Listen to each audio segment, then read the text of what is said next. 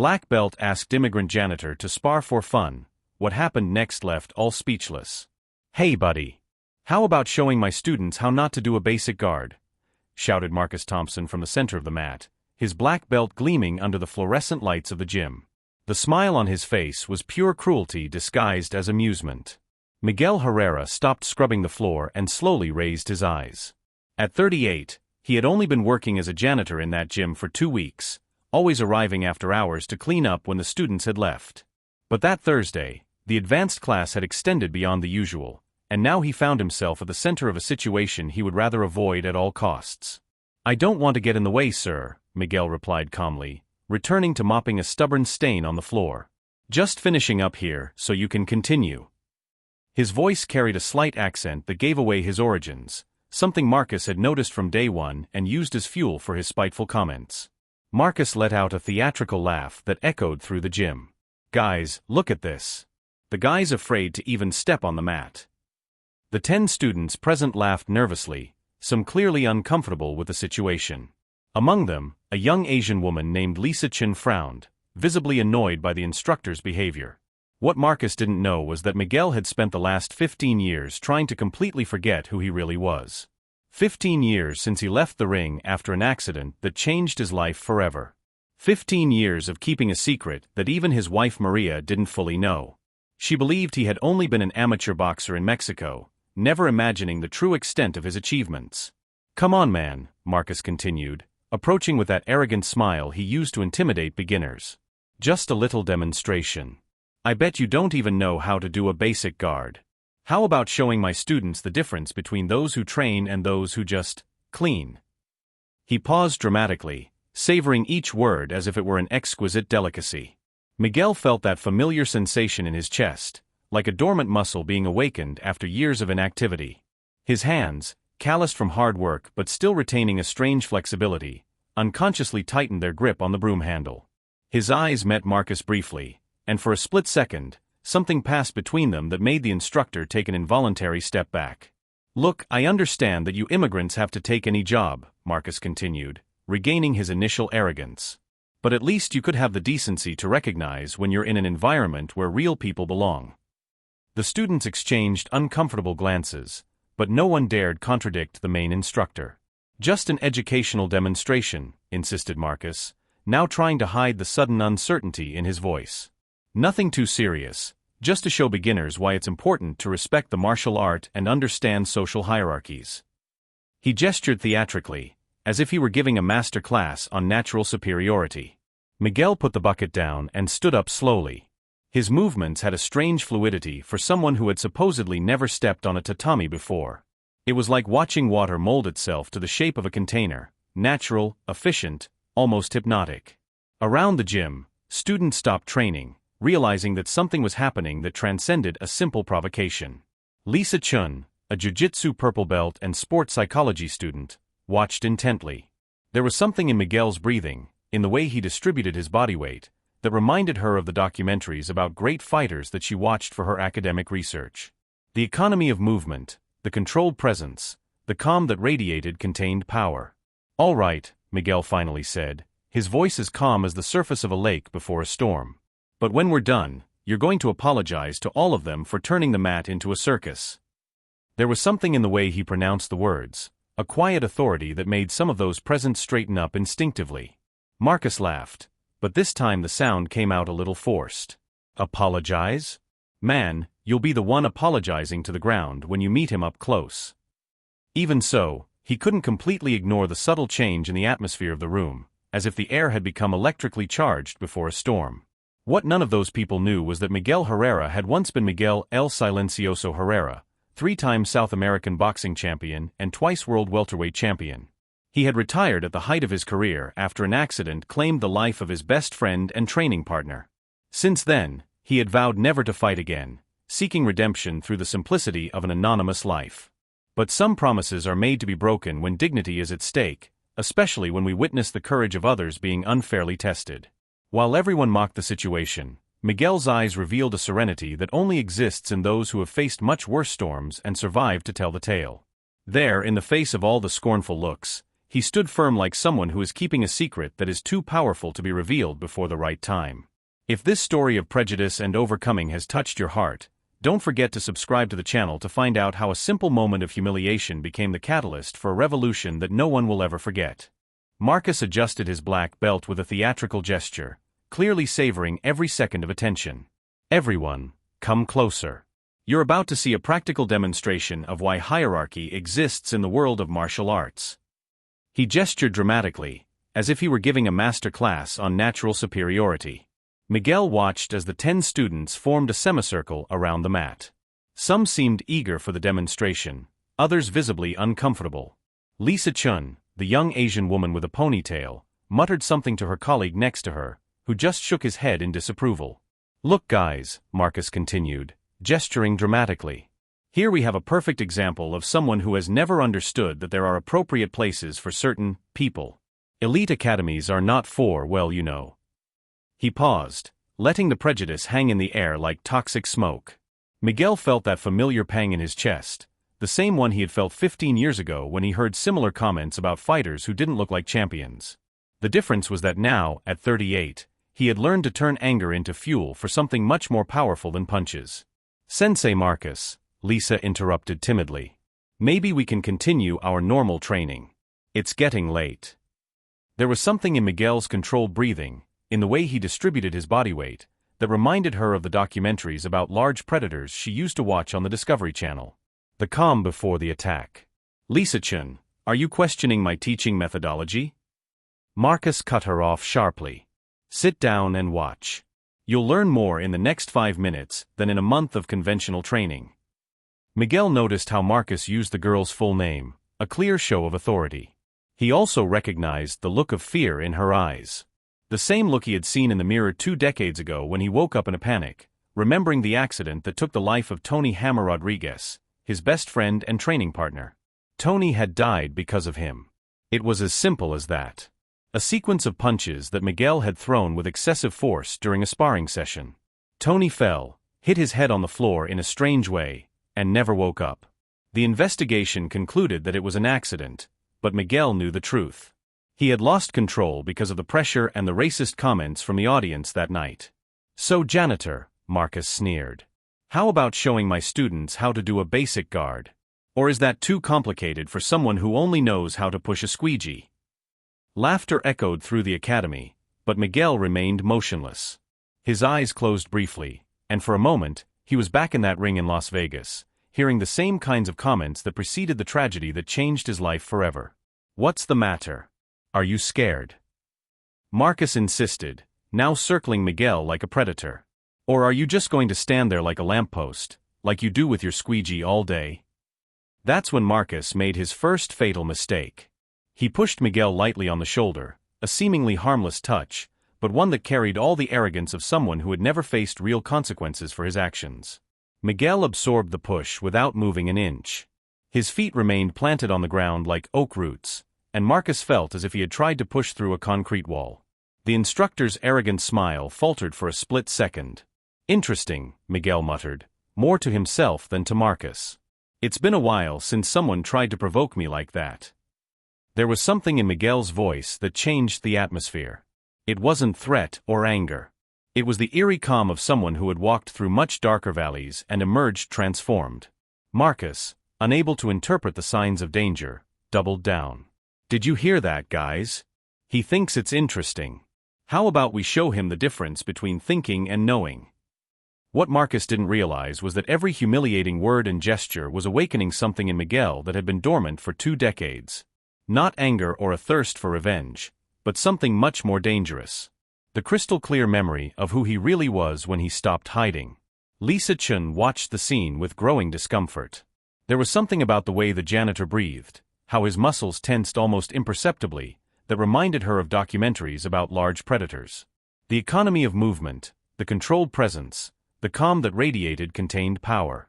Last chance, buddy, Marcus announced, now clearly irritated by Miguel's lack of response. Either you accept the demonstration as a man or I'll call security to escort you out. And guess what? You lose your job too. Miguel opened his eyes slowly. When his gaze met Marcus, the instructor felt a shiver run down his spine, as if he had just awakened a dragon he thought was a harmless lizard. What neither of them knew was that Miguel had spent the last 15 years not only running away from his past, but perfecting an emotional control that had transformed his former destructive rage into something much more refined and devastatingly effective. Each new humiliation only fueled a silent strength within him, a cold determination that his former opponents knew well, but which Marcus was about to discover in the worst possible way. As the taunts intensified and the masks of civility began to fall, something powerful took shape on that mat, not just in the tension-filled atmosphere, but above all in the gaze that now shone with an intensity that made some of those present realize they were witnessing something extraordinary, even without fully understanding what their eyes were about to witness. "All right," Miguel finally said, his voice carrying a quiet authority that made everyone in the room straighten up instinctively. "But when we're done, I want you to explain to your students why you've turned a place of learning into a circus of humiliation." Marcus laughed, but this time it sounded nervous. "Explain? Dude, you're the one who's going to have a lot of explaining to do when you're on the ground." What neither he nor Miguel knew was that the next few minutes would completely rewrite everything those people thought they knew about strength, respect, and true superiority. Miguel walked slowly towards the center of the mat. His movements had a strange fluidity, like water molding itself to the shape of a container. It was almost hypnotic to watch how he occupied the space, each step calculated with a precision that made Lisa Chun hold her breath. "Lisa," whispered Kevin, the student next to her, "there's something strange about this guy. Did you see the way he moves?" She nodded silently, her eyes trained in sports psychology picking up details that the others couldn't process. The controlled breathing, the perfectly balanced posture, the way he distributed his body weight, everything was indicative of someone with years of advanced training. Marcus assumed his favorite fighting stance, the same one he had used to intimidate hundreds of beginners over the years. Feet shoulder-width apart, fists clenched at chest height, weight leaning slightly forward. It was the classic stance of someone who had learned martial arts in controlled environments against predictable opponents. "Still waiting?" sneered Marcus, bouncing lightly on his toes. "Or are you just going to stand there like a lamppost?" That's when Miguel did something no one expected. He started to move. It wasn't a dramatic change, just a subtle repositioning of his feet, a slight lowering of his center of gravity, his shoulders relaxing into a perfectly horizontal line. But for anyone who knew what to look for, the transformation was instantaneous and frightening. Lisa felt a shiver run down her spine. During 2 years studying sports biomechanics, she had analyzed hundreds of hours of great fighters. What she had just witnessed was the transition from an ordinary man to a born predator. A change as subtle as it was devastating. "Interesting," muttered Marcus, his confidence wavering for the first time. There was something about the way Miguel occupied the space now that aroused all his instincts for self-preservation. But his wounded pride wouldn't allow him to back down, even when every fiber of his being was screaming at him to stop and apologize. Miguel took a step forward, and Marcus instinctively stepped back. The movement was so involuntary, so primitive, that several students noticed. A black belt stepping back in front of a janitor. The power dynamic in the room had changed completely. "Problem?" asked Miguel softly, his voice carrying a quiet authority that silenced everyone. Marcus felt the blood rise to his cheeks. His reputation was being questioned in front of his own students. He couldn't back down now, even if his whole body was screaming danger. "No problem," Marcus replied, forcing a smile. "Just admiring your posture. Did someone teach you that on YouTube?" The joke fell flat. No one laughed. The tension in the room had become almost palpable. "Actually," said Miguel calmly, "I learned it at a place called the Las Vegas National Academy. Maybe you've heard of it."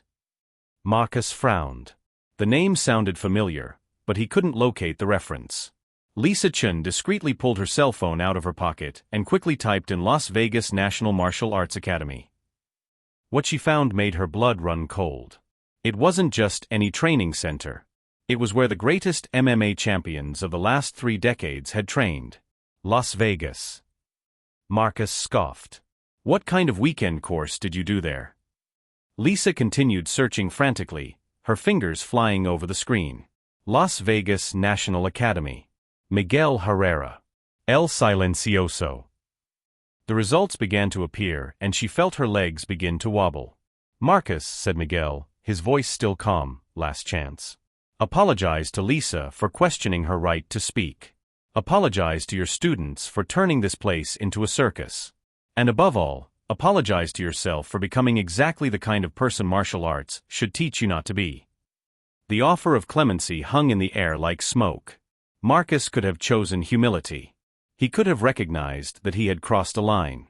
He could have preserved what little dignity he had left. Instead, he attacked. Marcus' first punch was technically perfect. A quick, precise jab, executed exactly as he had learned in the manuals.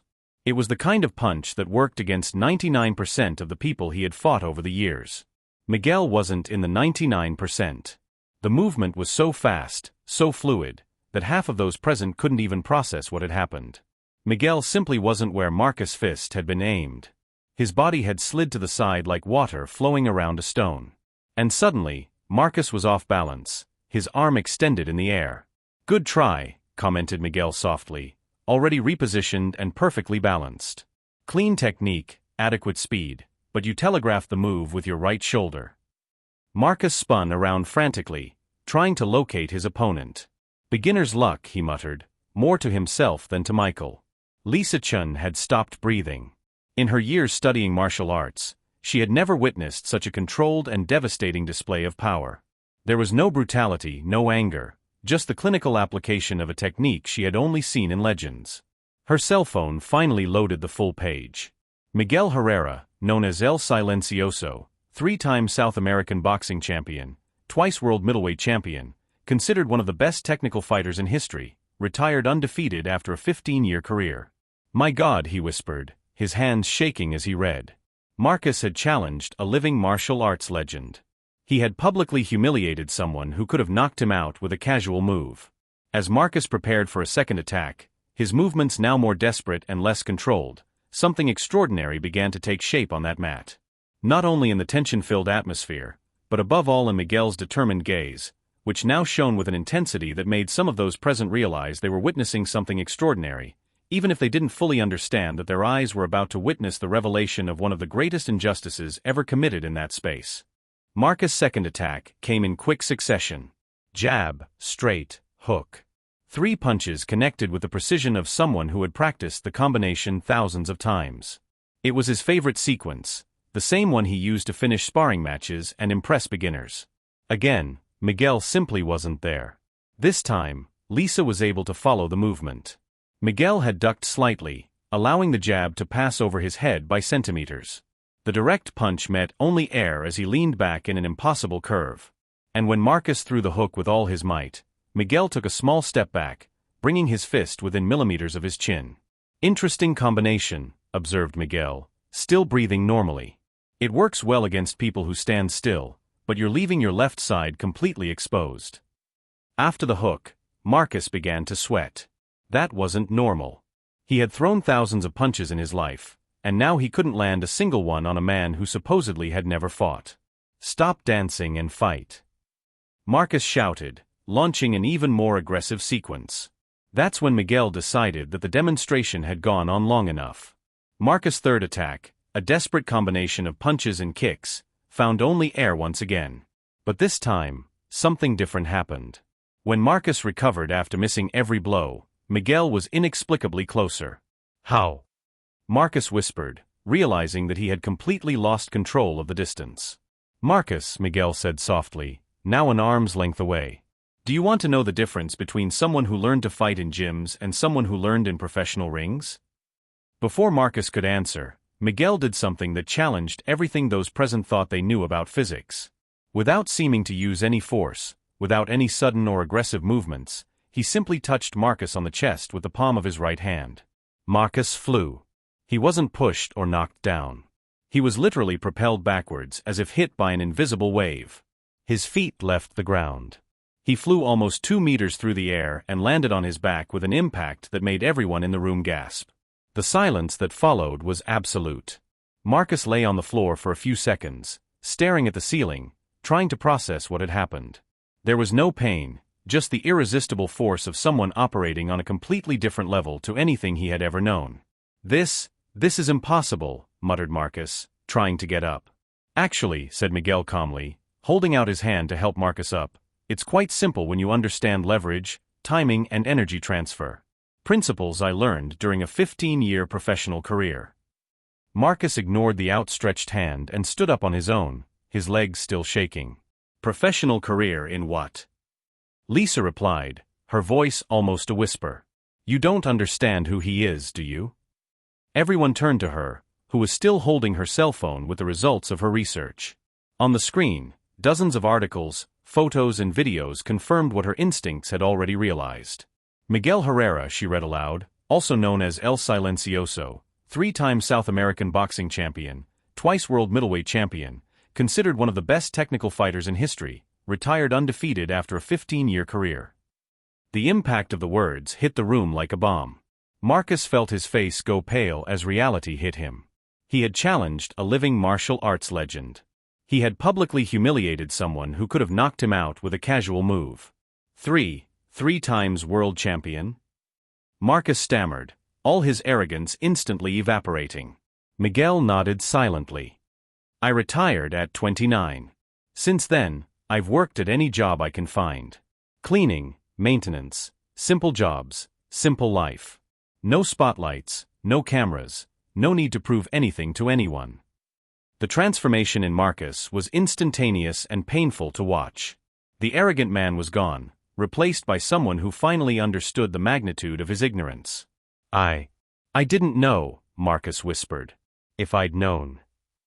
If you knew, would you treat me with respect? Miguel interrupted gently.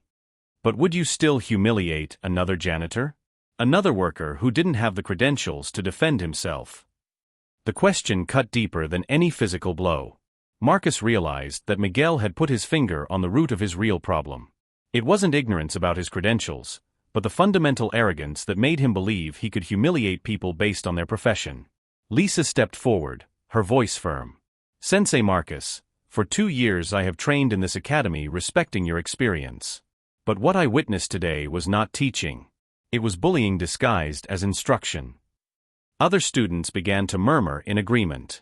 The revelation about Miguel had completely changed everyone's perspective on what they had witnessed. Miguel, Marcus finally said, his voice carrying a humility that no one there had ever heard before. I sincerely apologize to you, to Lisa, to everyone here. I have no excuses for my behavior. Miguel nodded, accepting the apology with the same elegance with which he had mastered the physical confrontation. Appreciated, Marcus, but apologies are only the first step. The question is, what are you going to do differently from now on? Marcus looked around the room, seeing his students with new eyes. Some seemed disappointed by his behavior, others clearly re-evaluating everything they thought they knew about respect and hierarchy. I will change, Marcus promised. It will take time, but I will change. That's when something unexpected happened. Kevin, one of the oldest students, pulled out his cell phone and showed it to his classmates. Dude, I recorded everything. This needs to be seen. Before anyone could stop him, he had already posted the video on social media with the caption, Black Belt humiliates janitor, who is actually a world boxing champion. Justice. Within minutes, the video began to spread. Marcus watched in horror as his reputation disintegrated in real time, comment by comment, share by share. As the revelations piled up and the masks fell away, a fundamental transformation was taking shape on that mat.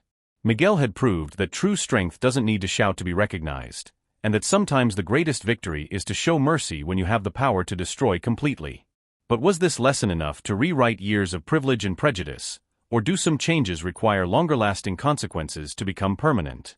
6 months later, the Martial Arts Excellence Academy had become the most respected in the city. Miguel Herrera was no longer just the janitor, he was now the head instructor and co-owner, after Lisa Chun had convinced her father, a successful businessman, to invest in the business by making Miguel a partner. Sensei Miguel, said Sarah, one of his new students, after a lesson on respect and humility. Thank you for teaching me that true strength doesn't have to be displayed to be recognized. Miguel smiled, organizing the equipment. The gym now had a 3-month waiting list. Marcus Mitchell had lost everything. Kevin's video went viral with over 15 million views, becoming the perfect case study in instant karma. He lost 90% of his students in the first week, was fired from the main gym where he also taught, and his own school closed after just 2 months of precarious operation. Arrogant ex-black belt humiliated by world champion disguised as janitor made headlines on sports websites around the world. His reputation in the martial arts community was ruined forever. He was now working as an instructor in a small suburban gym, earning a third of what he used to, forced to swallow a humility he should have learned a long time ago. Lisa Chun had become more than an ally. She was now the sports psychology coordinator at the new academy, implementing revolutionary programs on respect, inclusion, and combating prejudice in sport. Her thesis on discrimination in martial arts, inspired by the events of that night, was accepted at Harvard with a full scholarship for a doctorate. "Miguel," said Lisa during a meeting, "you've turned a personal injustice into a social revolution. We have requests from academies in 12 countries wanting to implement our teaching model based on mutual respect." The most impressive thing was that Miguel had achieved all this without completely destroying Marcus. During a private conversation 6 months after the incident, Miguel offered Marcus an opportunity for real redemption, a job as an assistant instructor at his academy, on the condition that he take part in a 3-year program on humility and respect. "Why?" Marcus had asked, still trying to process the magnitude of the second chance he was receiving. "Because everyone deserves the opportunity to change," Miguel replied. "But real change takes time, hard work, and a lot of humility. Are you willing?" Marcus accepted. For the past 2 months, he has worked as the most dedicated and respectful instructor the academy has ever had, learning daily about the values he should have embraced from the start. His former students who had witnessed his transformation began to return, not for the arrogant Marcus of before, but for the humble man he was striving to become. The most profound transformation, however, took place in the community itself. Miguel's story inspired dozens of immigrant workers to sign up for martial arts classes, many revealing hidden talents that they had never had the chance to develop. The academy became a symbol that respect and excellence know no nationality, profession, or social origin. Maria, Miguel's wife, finally learned the whole truth about her husband's past. Far from being upset by the secrets, she was even prouder of the man she had chosen to share her life with. "You could have used your fame to be arrogant like so many others," she said. "But you chose humility and turned that into your greatest strength." Kevin, the student who recorded the original video, became the gym's social media manager, documenting the positive transformations taking place there on a daily basis. His posts about true champions being true masters accumulated millions of views, inspiring gyms all over the world to rethink their core values. Today, Miguel teaches that true revenge is not to destroy those who humiliate you, but to prove through success and generosity that true greatness comes from character, not titles or social positions. He showed that when you have real power, you can choose to use it to destroy or to build something greater. The academy became an international success story. Miguel was invited to lecture at universities on leadership and humility, and Marcus learned that second chances are precious gifts that should be honored with genuine change. 6 months after that humiliating night, Marcus worked hard every day to earn the forgiveness Miguel had offered. And Miguel proved that the best way to overcome prejudice is not to put down those who discriminate against you, but to lift up everyone around you by example. Sometimes the most powerful justice is that which turns villains into allies and uses success as the definitive response to any attempt to humiliate you. Miguel taught that when you know who you really are, you don't need to prove anything to anyone, except yourself. The real revolution happens when we turn our pain into purpose and our humiliation into motivation to build something greater than any revenge could provide. If this story of overcoming and transformation has inspired you, don't forget to subscribe to the channel to discover more stories about how extraordinary people turn injustices into opportunities for growth and how true power lies in lifting others up, not tearing them down.